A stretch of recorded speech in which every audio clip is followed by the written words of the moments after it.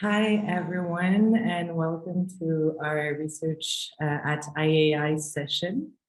So today you will see a few presentations of research that are being done at the IEAI or linked to the IEAI. The different researchers you will see and you will hear are Niklas Cypris from the Max Planck Institute for Research on Collective Good, Wienke Strather, I'm really sorry about that, PhD candidate and research associate at the Computational Social Science and Big Data at the TUM, at the Technical University of Munich. Konstantin Rild, that is also a PhD candidate at the Chair for Applied Numeric Analysis at the Technical University of Munich, and Professor Mrinalini Kochupillai, that is currently a guest professor at the Future Lab, which belongs as well to the Technical University of Munich when it comes to artificial intelligence for Earth observation. So we will start first with Wienke and Konstantin's presentation. If you want to share your screen. Good. I just need to unmute and put full screen. And I just need to reduce all the speakers. So, great. Hello, my name is Wienke Strather. I'm a PhD candidate at the Technical University of Munich with Jürgen Pfeffer, and together with Konstantin Riedl, I'm happy to present our ongoing work on exploring linguistic patterns of negative word of mouth in social media networks. Thank you for having the chance to present at this year's virtual Responsible AI Forum. So, at the Institute for Ethics and Artificial Intelligence, our project title is Online Firestorms and Resentment Propagation on Social Media, Dynamics, Predictability, and Mitigation. This work is a joint project with Professor Massimo Fonassi and Konstantin Riedl from the Department of Mathematics, Jürgen Pfeffer, Professor for Computational Social Science and Big Data, and me. Let me just give you some sentences about my background. I'm a linguist by training, and in my research in the field of computational social science and big data, I'm particularly interested in effects of language on social dynamics. The project object is to model and control the dynamics of negative word of mouth and hate propagation on social media. We do so by identifying opinions and sentiments in social media text data, studying structure and dynamics of large-scale social technical systems, do mathematical analysis of the dynamical formation of coherent global behaviors in large multi-agent systems based on learned interaction rules from data, and intervening and controlling the formation and dynamics of opinions using sparse and impulsive controls. This presentation gives an overview of our ongoing work. In order to build a mathematical model, we need to identify and extract features and study structures and dynamics. Based on these features, we will try to model opinion dynamics in the next step. So let's dive into the topic. In January 2012, McDonald's asked its customers to share their positive stories about the company on Twitter, making use of the hashtag MCD stories. After only 2 hours, McDonald's had to withdraw the promotion because the company had suddenly been exposed to a massive amount of negative word of mouth. What happened? People had used the hashtag MCD stories to share negative customer experiences and to insult McDonald's. The goal was to promote the company's brand, but the opposite effect occurred. A moral outrage, so-called Firestorm, happened. Instead of sharing nice stories about McDonald's food, people started pointing at McDonald's. The tweets were full of mocks, sarcasm, and insult. The campaign backfired and caused damage on the brand's reputation. Due to the high number of messages, McDonald's ended up in all media channels. What are online firestorms? How can we define a firestorm? A virtual firestorm is an online phenomenon that describes the sudden discharge of large quantities of negative word of mouth and complaint behavior against a person, company, or group in social media networks, often paired with intense indignation that has shifted its focus from an actual point of criticism. These firestorms can result in hateful speech and in polarizing discussions. But as previous work has demonstrated, the effect of online firestorms is temporary. We can see here that people come together, kind of collectively start participating and meet here in the center, but split up again afterwards. So why do we care about that? When people are active on social media, they act in a social technical system that is mediated and driven by AI-powered algorithms. The goal of social media platforms is to keep users engaged and to maximize their time spent on the platform. Highly engaged users who spend a lot of time on platforms are the core of a social media business model that is based on selling more and better targeted ads. Twitter, as a social media platform with hundreds of millions of users, serves as a social center for online discussions. It is known for quick and often emotional disputes. Online firestorms, as we have seen, can have strong effects resulting in hate speech, threats, collective aggressiveness, and polarization. With a collective against the others, the negative dynamics often start. So, regarding the research, regarding the research questions, we assume that the sharpening of a discussion and verbal attacking can be captured by a sudden change of language. And we assume that firestorms are different in terms of abusive language, depending on the target of hate. According to our motivation, the main question we pose is how can we explore linguistic patterns of negative word of mouth in social media data? Given 21 online firestorms on Twitter, the key questions are, how can we extract the features and detect changing points? And how do firestorms differ in terms of language? Can we cluster them in groups based on the target of hate? And hence, one goal is to identify linguistic features to detect change. And the second goal is to cluster firestorms in groups according to these features. Our approach provides a method from text statistics and clustering methods by examining the occurrences of linguistic and textual cues. So I hand over to Konstantin right now. Okay, yes, thank you, Wienke. So as you already announced, I want to tell you a bit more now about how to analyze, how we analyze firestorms. And to that, let me start with the data we have. So we are looking at 21 firestorms, which are obtained from the Twitter Decker House, which is somehow 10% random sample of all tweets posted on Twitter.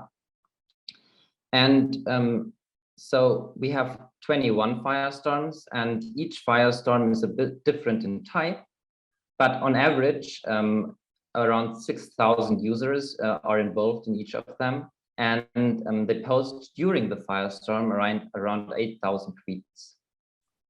So we collected the data, so all tweets posted by these users 7 days before, the 1 day of the firestorm, and the 7 days after the firestorm, where this firestorm has still effects.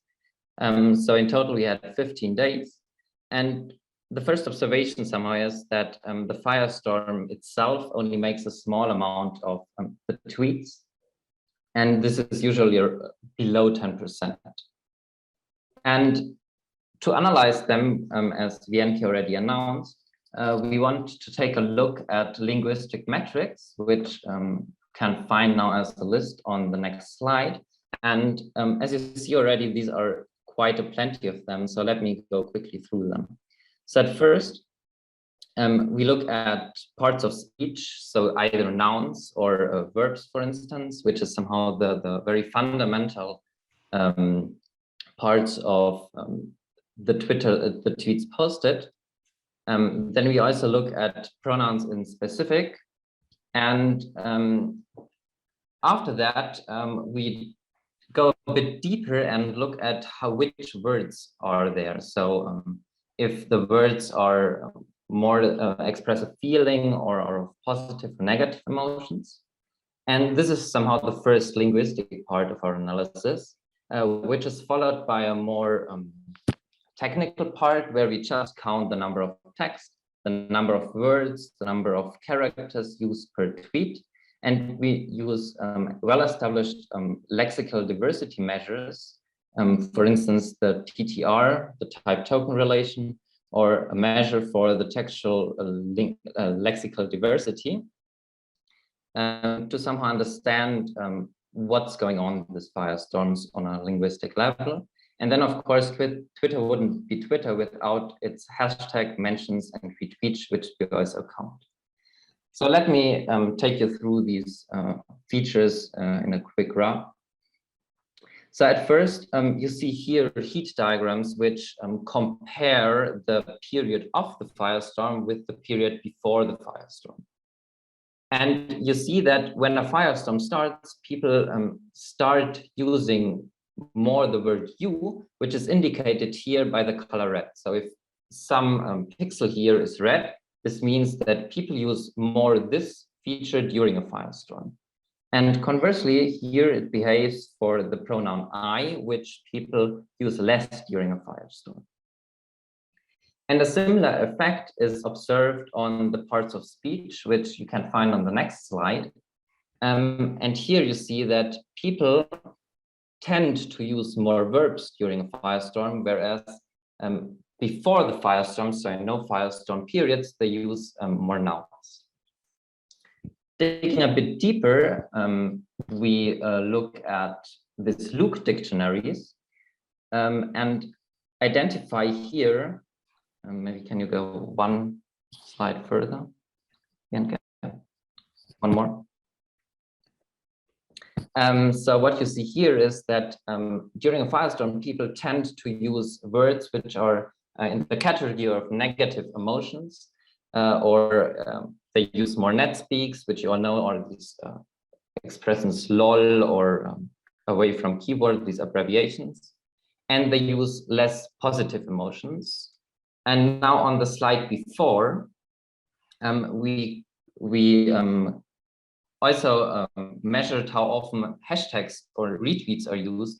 And there you see that during firestorm, retweets are very more common than during non-firestorm period, which somehow means that people support other people's opinion during firestorms more.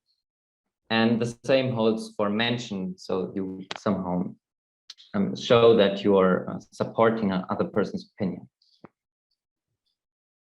So, and now we want to use all these features to somehow understand what's going on and how firestorms behave. And therefore, we use a clustering technique, which you find on one of the next slides. Yes, which is called TSNI. And what this allows is to somehow identify if some firestorms are close. So I will skip now the mathematics for time purpose, but to keep it in a very simple way, what this TSNI does is that in an embedding into a low dimensional space, you see that data points which are similar are close together. And on the next slide, you can see what one obtains for firestorms. And we see that we can cluster the 21 firestorms we had into around 4 different groups. One is not so interesting because these are Q&A firestorms, these are the green ones. But the interesting ones are the blue and the red or orange ones, which you see that they are very apart from each other. And you understand why. If you look at these firestorms in detail, you see that the blue ones are ones where social media campaigns of companies are addressed and responded to, whereas the orange and red ones are mostly ones where people, so where individual people are addressed and some statement of theirs are attacked by Twitter users, which somehow gives us a first thought which firestorms are important to somehow work against and to monitor closely.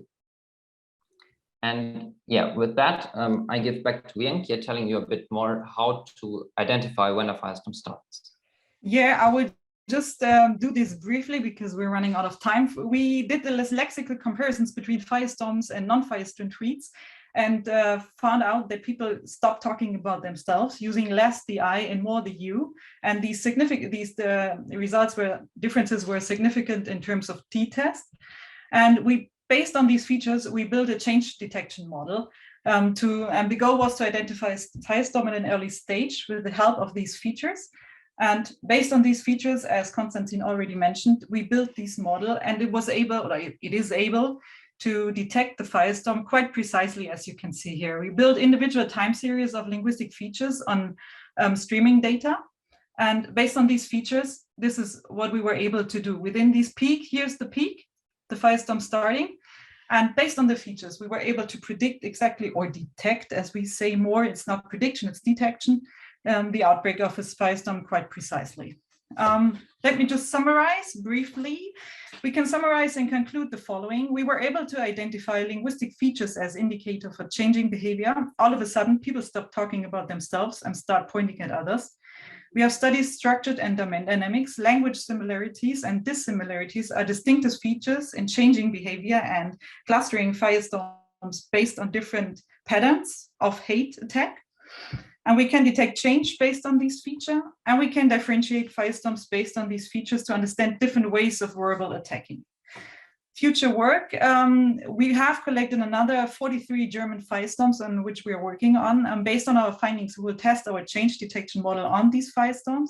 And in the next step, we will use the extracted features to build a first mathematical model of opinion dynamics. Furthermore, we will develop concepts and categories of hate towards specific minority groups as another more specific feature. And we will extract more categories and dimensions of how specifically people hate on social media. Yeah, that's all for us. Thank you very much for your attention and time. And now I'm looking forward to your questions. Thank you very much. That was extremely interesting. So before we start with possible Q&As, please, again, feel free to send in the chats your questions. And I have one. If the other presentators at some point want to jump in with their own question, they're more than welcome to do so. So my question is, how do you see this amazing tool that you're developing, because this is really, really a great research, being used in the future? What would be the purpose of using this except for detection? After detection, what happens? Well, it's actually, if I may, Konstantin, all good? What will be next? Well, based on these features, you are able to understand what's going on. And based on this knowledge, you're possibly able to mitigate these things, right? Because if you know when these things appear and when they happen, and you observe these things kind of on streaming data, you might find the first indicators that will cause another firestorm. So we know right now the features that differentiate between firestorms, so more aggressive ones against persons, or less aggressive ones against companies. There's a huge difference if a person is being attacked or a company. For a company, it's a huge reputation at the end. Negative reputation is always good reputation, but negative reputation for a person means it's awful. People Yes. commit suicide on these things. So right now we can differentiate between the level of awfulness, right? The evilness between Yes. these firestorms. And we have extracted the features, and we can apply them for either a prediction task that would be possible, or a more detection. What we as computer scientists and in our chair, we're working on detection and not prediction. So we want to understand when something is breaking out. And if we know about these features, we can mitigate them. We can intervene Yes. beforehand. And this is actually what is the idea of the current research. And based on these models, the mathematical models, you have kind of a definition, a measurement, a metric that says when something happens. And if these and these factors or parameters occur, you must intervene immediately to avoid that people are being attacked online. Okay, thank you. That is a really clear answer. We have another question, which is, how are retweets handled in the analysis? Do you think it is retweets should be considered to be equal to an original tweet when it comes to firestorms, or do they have different qualities? Well, this is actually what we are working on right now too. We observe and analyze different types because of course, there are a lot of retweets during firestorms, and retweet means endorsement, which gives you an indication of, okay, this is simply endorsement. And we have tweets that occur singularly without a retweet. So people expressing their own opinions in these tweets. So we are differentiating. It's a matter of calculation at the end, how you put the value on these things. And But a retweet is just for the amount, it's important, but for the content, it's not important. Just the assumption or the knowledge that somebody endorses you, gives feedback on this attack. So we do differentiate here in our analysis. So for the text analysis, we just use the tweets without the retweets. But for the amount, we consider them as being endorsement, simply endorsement. Okay, thank you. And a last question with Mrinalini, if you want to turn your mic on. Great. Thanks. A very nice presentation. Thank you for that. I work at the interface of law and ethics. So I was just making an analogy that, you know, in legal cases, in cases of defamation, if it is truthful speech, then it is protected by law. So I was wondering how in your follow-up of mitigation or detection followed by mitigation, would you balance out concerns of free speech and truthful speech? Yeah, this is actually what I'm working on. I study laws as well as a second materia.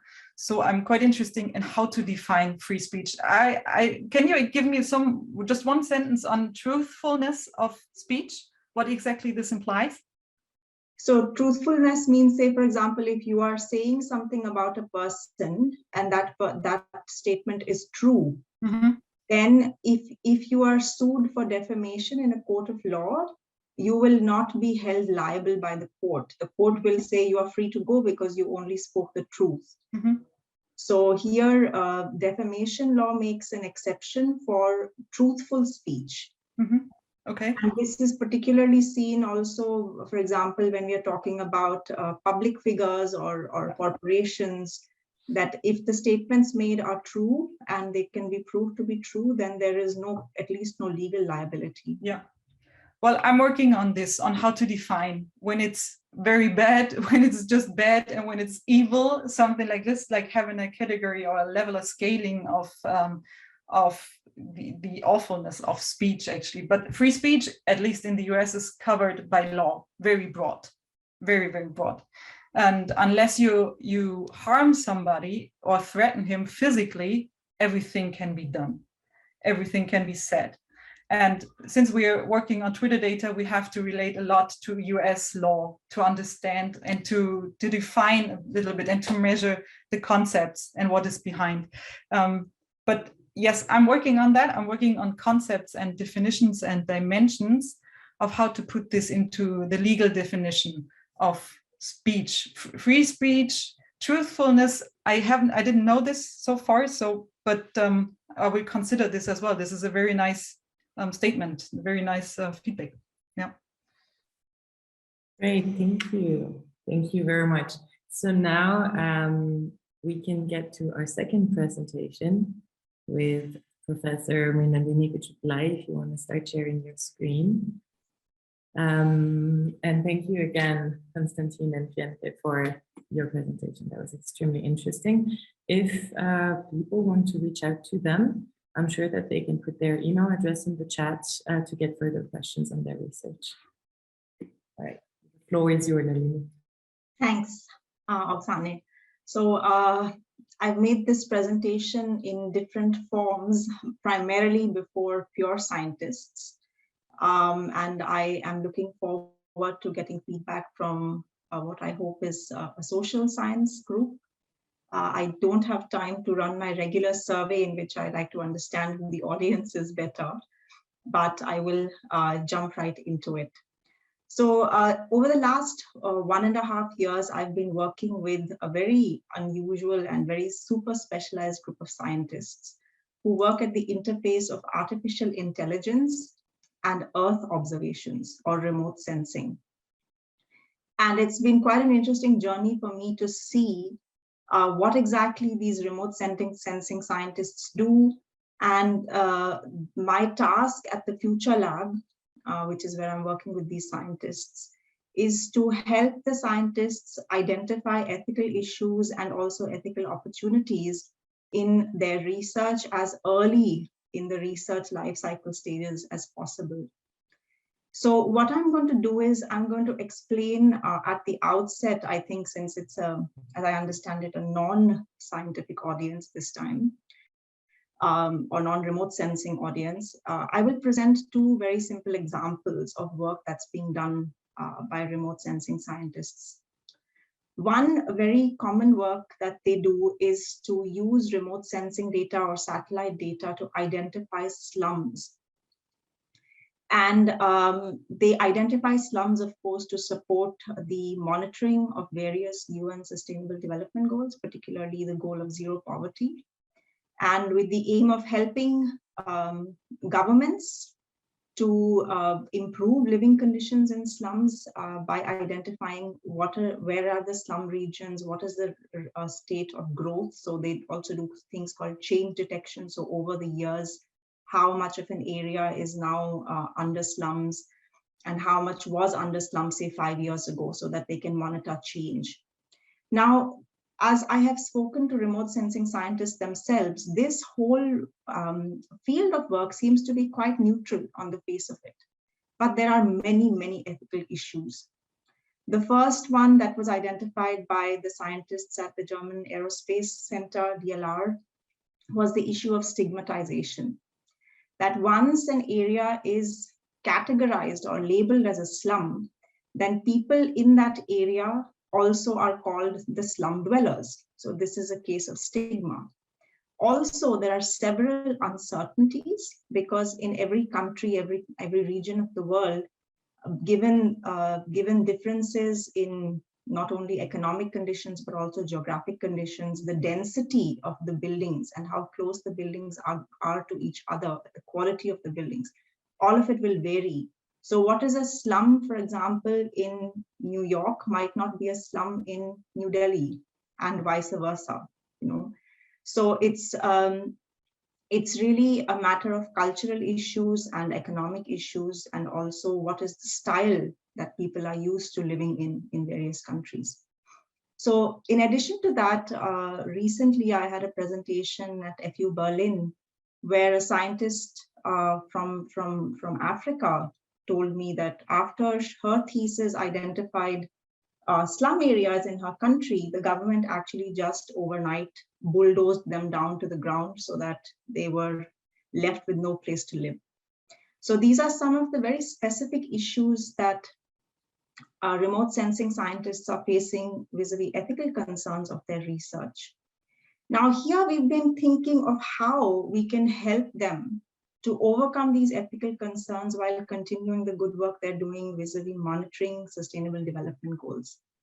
And we've been looking at helping them identify this through focusing on ethical opportunities. An example of it is this one. It is very fascinating that this gentleman here, Dr. Bullard, is considered actually the father of environmental justice, because he shares in a recent presentation that he gave that his life changed when he learned that his wife had filed a lawsuit against his own employer, which was the federal district, which was essentially filed in the federal court of Houston. And it was filed on his birthday, interestingly. And the wife, when he asked his wife, why has she sued his employer?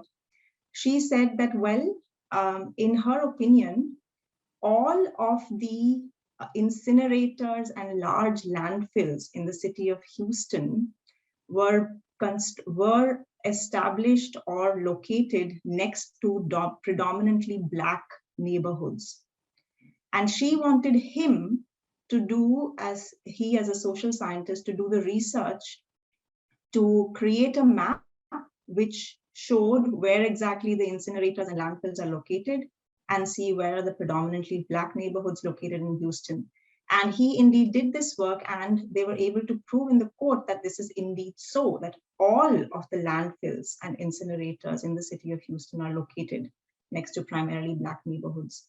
And here we are recommending now to remote sensing scientists that it would be possible to identify more specific labels than slums, so as to force governments to not just bulldoze down the slums or do something else to oppose the labeling as slums, but to identify more specific socioeconomic injustices that are happening in regions which do not have good living conditions.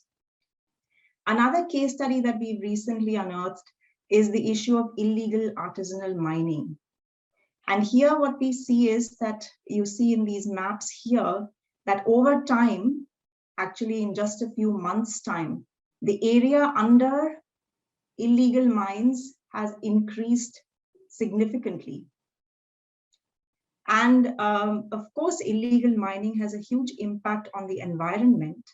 But again, it is not only in present times, but also traditionally speaking, a means of livelihood for artisanal miners, small scale miners. So here the balance that needs to be found is between understanding how to protect the environment on one hand, while not eliminating the means of livelihood for these artisanal miners. Now, interestingly, remote sensing scientists who are doing work with change detection vis-a-vis illegal mining are less aware, or at least the ones I have spoken to are less aware of the ethical issues that can come up as a result of this kind of identification of areas and change detection. So for them, the issue of right to livelihood is not something that they very often consider, because for them, the environmental damage is so significant that they say that the government should just look for alternative means of livelihood for these people. But it is obviously not so easy, especially when we are talking about traditional livelihoods where they have traditionally and for generations done this for their work. To add an interesting layer to this whole piece, when I was conducting my social science research with literature reviews on illegal mining from a multidisciplinary perspective, I also found that actually the governments of most African countries have little incentive to stop this type of illegal mining, because illegal artisanal mining contributes significantly to their GDPs. As a result, what remote sensing scientists have observed is that even during times when the illegal mining was banned by the governments themselves, the area under illegal mines actually continued to increase and was left unmonitored or unpunished by the governments of that country. So the issue here is then again, how can we help the remote sensing scientists find a solution to, one, the ethical dilemma of choosing between environmental protection and the right to livelihood of artisanal miners? And on the other hand, how can we make the governments look beyond their short-term GDPs to looking at how environment can be protected? So I will not give you the solution right now, but I will go ahead now very briefly and quickly to present the approach that we are building based on small case studies. So first of all, it was very interesting for me to see when I conducted surveys with my own future lab group that have they read some ethics guidelines at all linked to AI? And I was actually very honestly surprised that close to 50% said that they had. And they also said that they've read other guidelines linked to either artificial intelligence or Earth observations research.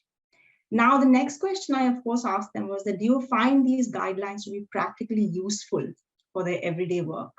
And no surprises here, the predominant answer was no. Subsequently, I've conducted these surveys also with people outside of the Future Lab. And while there is a less percentage who agree or admit that they have read these ethics guidelines, they do say that whatever they have read, they find them to be impractical for their everyday purposes. Now, interestingly, as I've been interacting with these scientists, the other thing I have observed is their perception of what is ethics and what is the aim of ethics as a discipline. Interestingly, most of them think that ethics as a discipline is aimed at telling them what they should not do. And they are afraid even of talking to ethicists because they feel that their entire research project will be just thrown in the bin.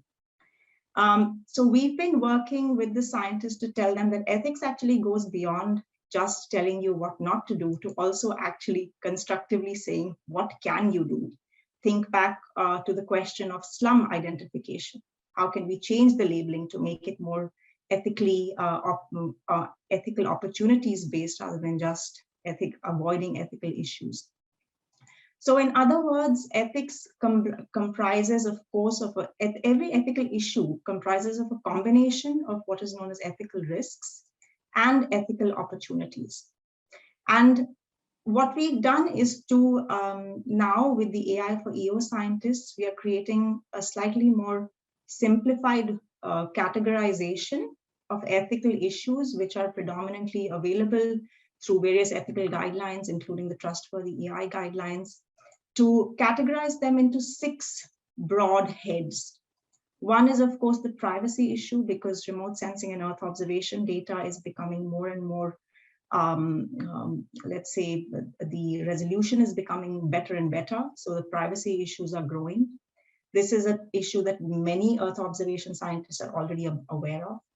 The next 3 are linked, of course, to the fundamental values of business ethics, which is honesty, integrity, and fairness, under which we have categorized some of the very well-known issues of ethics that are showing up in most of the ethics guidelines. Beyond this, to bring in the issue of human rights and the duty of care under tort law, which I was also mentioning in relation to the defamation issue, we bring in the topic of responsibility. And here we are talking also again about human rights and tort law, not just human rights law. And finally, of course, the all-encompassing and growing field of sustainability. So categorizing it into these six categories, we are now creating example sets for AI for EO scientists so that they are able to find find where they need to focus more. Now, Auxane, I'm going to rush through the next slides because I know I don't have much time left. So I'm going to just skip through this slide, although it's quite fascinating. So the problem we are currently facing, of course, is that, the ethics guidelines are not practically useful, and we want to design a more practical solution for them. So here we're also looking into the ethical approaches that predominate currently. And these are, we can say, of course, 3. One is the deontological approach, the consequentialist approach, and the combined approaches, which are predominant. But interestingly, what I've noticed when I'm speaking to Earth observation scientists is that neither the duty-based approach nor the consequence-based approach really helps them, because when we're talking about fields of emerging technologies like AI for EO, neither are they fully aware of what their duties are, nor are they aware of what the likely consequences of their research are. Again, think back with artisanal mining and the slum identification. They have no clue. So here then, I started looking into Eastern philosophy to see if there's a slightly different approach available here. In Eastern approaches to ethics, interestingly, identification of actions as ethical or unethical derive from the concept of karma, which has a specific meaning in the West, I know, but essentially it encompasses actions, causes, consequences, and interestingly also intentions that underlie an action. And of course, the concept of dharma, which is a person's duty, similar to the Western concept of duties. And here we've been looking into a specific imagery, which is very popular in Eastern parts of the world, not only in India, but also in China and Tibet, which is this mythological person called Skanda. And Skanda essentially is demonstrated in Eastern mythology as being married to 2 wives. And each of them, interestingly, the one in green represents human desire or intention. The one on the right represents human action. And Skanda represents the right knowledge. And here, what we're developing now is that beyond duty and consequences, can we look at intention to support scientists in identifying ethical issues and opportunities? And so that we also are not stuck with the uncertainty of duty and consequences, if we go to the 3 powers which are demonstrated by the imagery of Skanda, which is intention, action, and knowledge, if we can bring these together. Because intention is something we're aware of, action is in our hand, and knowledge is something that we can acquire. So unlike duties and consequences, which we are not fully aware of, these are three that we can definitely be more aware of. And combining these three, we are creating a 5-step process in which scientists can understand for themselves what is their own concrete intention going beyond research questions. Does the intention align with their own conscience, with fundamental human rights, which is the knowledge aspect, which they, of course, need to familiarize themselves with. Then identify and categorize specific actions that they're going to take as part of their research and see if they can align that with the intentions. And finally, of course, make sure that they're also aligned with the international applicable human rights and human values. So here we are hoping that in the future, we can see more of AI for EO scientists working with ethicists to create more research that goes in the direction of ethical opportunities rather than simply avoiding ethical risks. That's all. Thank you. Thank you very much for your really interesting presentation. First, let's start with the panel participants. Do any of you have any comments or questions for Nalini? Nope. A bit unrelated. Just because, so in our project, we are trying to somehow understand dynamics, so how things evolve. And when I saw these two pictures of, you had these satellite images next to one another, do you know if, or did you try to also somehow predict how those will evolve in time, so that you somehow see if slums expand or get smaller over time? Yeah, I mean, this is one of the core aspects of AI for EO research, right? They do change detection over time. So satellite images are available now for I think for the past 15 to 16 years now through Sentinel satellites. And now what they're doing is using AI to make to improve the resolution of the Sentinel data through algorithms that are trained based on specific data sets. Here, of course, there are also other ethical issues because if you're using data from one region of the world and then using that model, which is trained on data from one region of the world to improve resolutions of images emerging from another region of the world, then you will probably be doing something drastically wrong. So there is issues, of course, with this predictions when you're talking about low resolution data and trying to make predictions based on low resolution data. So this is one big challenge that is being faced by AI for EO scientists. And to some extent, at least when they're speaking with similar regions, to the extent that they can be similar, which is very, very difficult actually. They have had some success. They are comparing their results with very high resolution images, say from Planet and other groups like that, who now offer at very high cost, very high resolution images. And they do have some success, but it is not possible to expand that over many regions. But change detection is something they're doing. But the problem vis-a-vis ethical opportunities is that change detection is not helping really make a difference on the ground. And in some instances, because of international pressures, if a country is shown to have expanding areas under slums or expanding areas under artisanal mining, illegal mining, they come under international pressure to do some drastic things. And this can lead to really unhappy consequences on the ground. So here is where we are working with the scientists to see, can we really change the research questions in a way that those drastic measures are not taken and we go beyond just change detection, you know. Yeah, thank you. Very, very interesting. Very cool.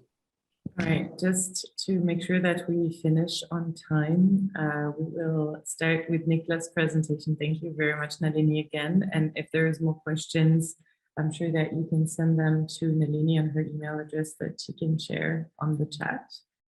And if we have more time at the end of the session as well, but I don't think that will be the case. So please, Niklas, go for it.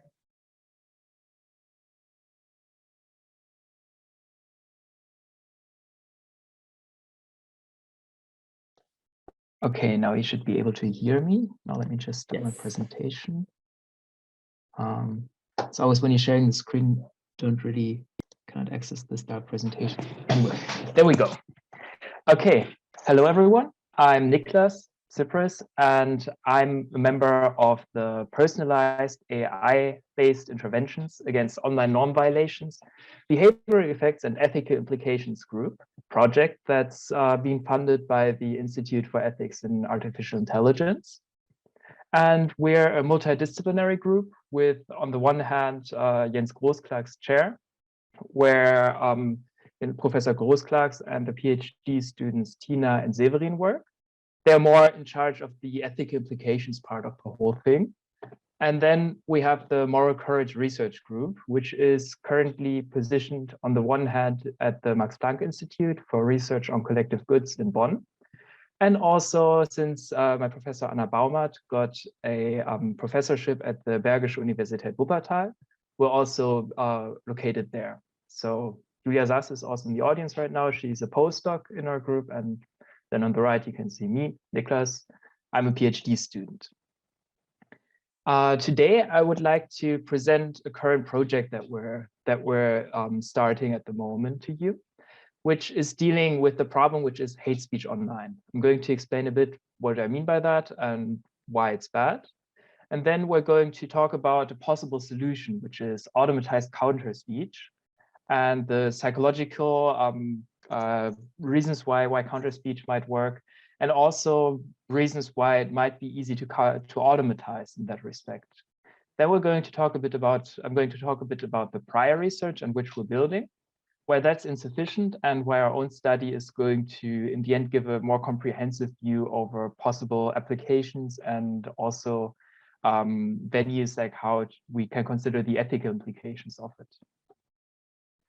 Hate speech, for the purpose of this presentation, is derived from the definition by Fortuna and Nunes from 2018, which is that hate speech is a language that attacks and diminishes, that incites violence or hate against groups, and that's based on specific characteristics such as sexual orientation or ethnicity or a gender identity.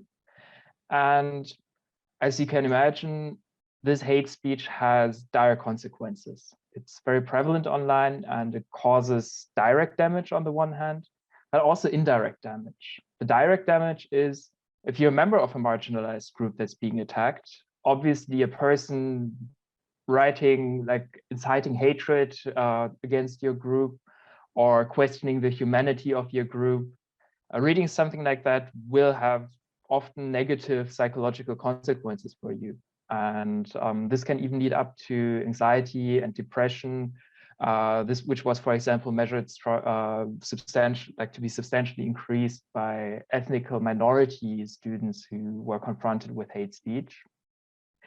But another nefarious and very insidious effect of hate speech is also its indirect damage that it's causing, which is more its effect on the whole conversation, on the whole discourse that's happening. Because through its intimidating and silencing effects, hate speech can exclude whole groups from conversations.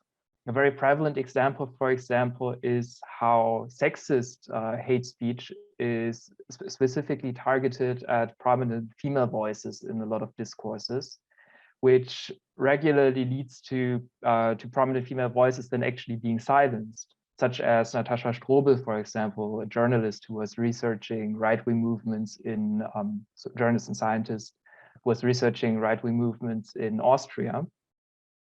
And this has effects like also creating a fake consensus, because very hateful and vitriolic discourse will exclude certain groups and also discourage others from participating.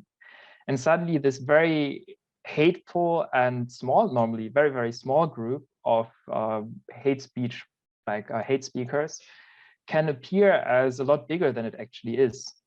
And this actually then also leads to a shift in discourse sometimes, so that the public discourse, suddenly things become acceptable or are perceived as acceptable that were not perceived as acceptable before. And the German right-wing scene calls this like breaking open discourses, for example, and injecting this vitriol into the public sphere. So those are terrible consequences of hate speech. Why is counter speech a useful tool against that? First, I'm going to explain to you quickly why we look at counter speech and not at deletion, which is a very prevalent method at the moment. And then we're looking at the effects of counter speech for correcting transgressors and also for reaching the audience, the bystander audience. A very important thing about why counter speech might be more feasible than deletion is the democratic legitimacy of counter speech. When it comes to deletion, at the moment, the prevalent method is that we're having platform providers, that we're asking them to delete hateful comments. But in that way, especially in today's society, where a lot of public discourse happens on social media, we're giving a lot of power there to non-democratically legitimized actors to police what's acceptable to say and what not. And that can be seen critically. And also sustainable change cannot easily be achieved through deletion. If you're a hate speaker and you post some hate and someone deletes it, that's not going to change how you feel about it. And neither are people outside of like this hate speaker influenced strongly by the deletion. That it's just like a certain part of the discourse is being kind of masked to them. Instead, counter speech could be more effective at, on the one hand, reaching and correcting transgressors. But you've probably heard about this narrative, don't feed the troll online. People are encouraged to actually not answer to obvious hate speech and stuff like that, because there's this image that they're trolls or like very like morally charged fanatic people that are spewing this hate speech. And engaging with them would only strengthen them or cause even like joy for trolls who are doing this sometimes just to get the reactions. But yeah, there are those people, but actually a lot of people that post transgressive comments are not like that. And there are studies that show, like the Cheng study from 2017, that if you just put people into a setting where there's vitriolic language and they're upset or they're not in a good like mood, often people might just like take it a step too far and say something that they would otherwise not say. That's then that's problematic. And those people can be reached quite well through this counter speech, as we will see later when I'm presenting the study that we're basing our study on. And then the other question is also, do we actually only want to look at the troll? Counter speech, as you could see with the whole discourse and how hate speech is having an effect on the discourse, counter speech can also have a positive effect on not just the troll, but also on bystanders. People who don't really know how to react to it or who might even be a bit apologetic. Those people are also reached through counter speech, and studies show that often there can be very positive effects on them. So for example, the Mishkolci, I think is their name, study showed that when it comes to anti-Roma hate speech, if people speak up against it on Facebook, then later on other members of the forum will also chip in and bring up comments positive towards the Roma community. So counter speech can also have just a wider effect actually than just reaching the transgressor. And why is that? Well, psychology offers a bunch of explanations for that. The one that we're going to focus on today in this study is social norms. And social norms, as explained by the self-categorization theory and the social identity model of de-individuation effects, short SIDE. Self-categorization theory, the first theory that I'm going to explain to you, is based in the social identity approach, which states that for our identity, we don't only have very individual factors, things like I'm good at tennis or I like reading books or things like that, but also social identities, which make up how we see ourselves and how we interact with the world and how we perceive it. That could be something like I'm a brother, or I'm a scientist, or I'm a European, something like that. And the self-categorization theory states in this context that if this group identity is salient, because we endorse it, we will our behavior will be more in line with our group and our group members, because we want to perform this identity and we see ourselves even more in this identity. So we also act more stereotypical, and And that way, the social norms in those group identities, for those group identities that we're having, they are relevant for our behavior. So that is one effect, how counter speech is reaching us, by seeing group members, in-group members acting and speaking up against hate speech.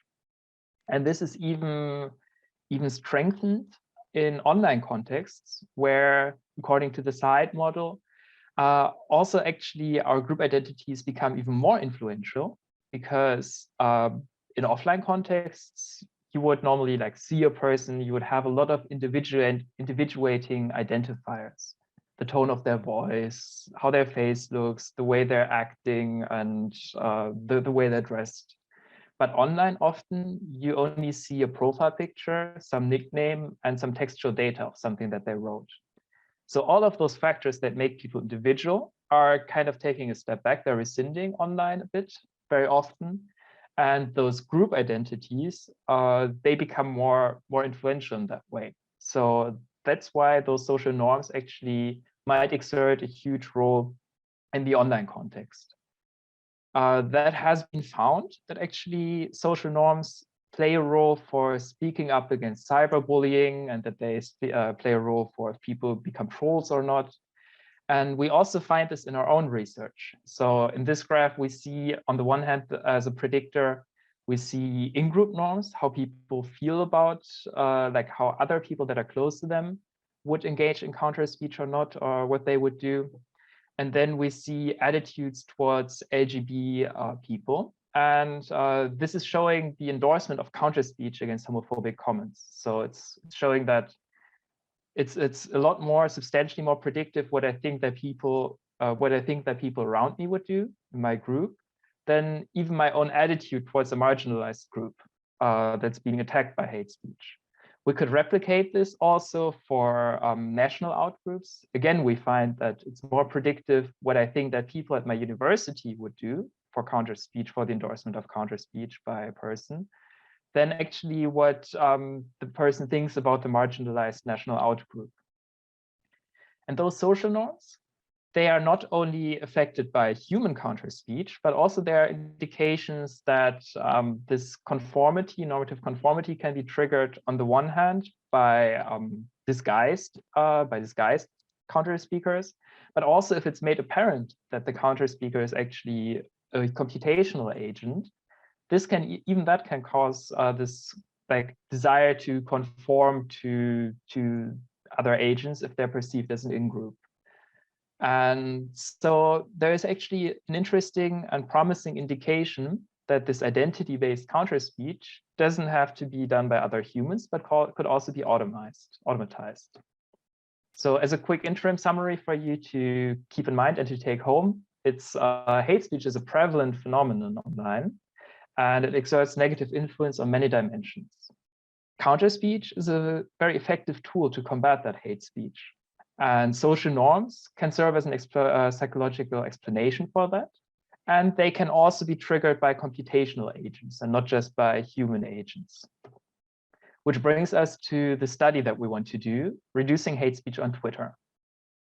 We're basing this on a study that was published in 2017 by Kevin Munger, who went on Twitter and used the Twitter API to screen like the tweets that were currently being posted. And he contacted people that used the N-word to attack another person. And then this person who used the N-word was contacted by a Twitter account that Kevin Munger had designed, with either a white or a black person, with either many followers, so more than 500, or less than 10 followers. And the tweet that was the reply was always the same. It was, "Hey man, just remember that there are real people who are hurt by if you harass them with this kind of language." And then Kevin Munger looked at the effects of that. Did this actually positively affect the use of the N-word in the following weeks? And what could be found is that if it's a white, so an in-group member with many followers, for 1 week and 2 weeks afterwards, their use of the N-word was substantially reduced So the transgressors' use of the N-word was substantially reduced as compared to if they weren't contacted by any of the accounts. So those are the two dark blue bars you can see here. And the thin line is the 95% confidence interval, so supporting what I just said. The problem with this study is, though, that, well, as I explained before, when it comes to interventions, it's not just about the offender. It's also about the people around. And counter speech has a very, very powerful, can be used as a very powerful tool to even engage other people, bystanders in that. So this study only evaluated the effectiveness regarding the offender. Also backfire effects. So if an offender had used lots of hate speech before, was only collected very as a main effect, but they didn't look at differential effects of interventions versus how they work differently for racist people versus less racist people. But just overall, Munger looked at that. Also, the power was little, so they couldn't find small effects. And as you maybe have noticed, the nature of the intervener was not communicated that it was a bot nature. So that's where our study starts. We created those profiles, again, with a white and a black person, with stereotypically white and black names. And we're going to replicate Munger's study, minding the audience. So this time we're going to look at how do bystanders actually react.